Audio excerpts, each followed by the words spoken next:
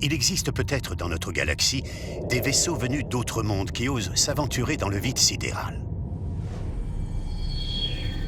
Il est possible qu'ils voyagent d'étoile en étoile, à la recherche de planètes où la vie s'est développée, afin d'examiner de plus près les propriétés naissantes du vivant que ces êtres évolués eux-mêmes sont incapables de prédire. Ce vaisseau effectue justement une de ses missions de reconnaissance. En étudiant cette planète, qui aurait dit qu'elle était propice au développement de la vie? Quel optimiste forcené aurait pu imaginer que des pivoines et des aigles naîtraient un jour de cet enfer?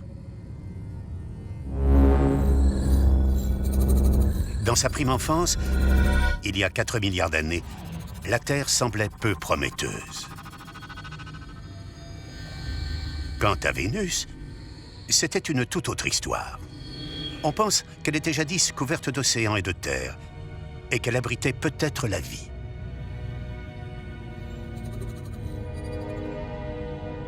Cette lointaine époque fut pour Vénus le moment idéal pour s'épanouir, son temps dans la zone habitable. Pour une planète, il s'agit de la période de sa relation avec son étoile pendant laquelle il ne fait ni trop chaud, ni trop froid. C'est une époque de l'existence d'une planète au cours de laquelle elle peut engendrer la vie.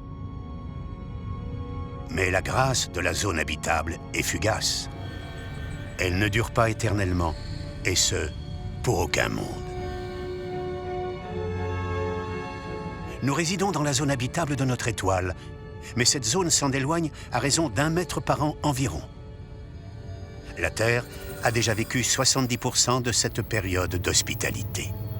Mais ne vous en faites pas, cela nous laisse encore quelques centaines de millions d'années pour concevoir et mettre en œuvre notre stratégie de sortie.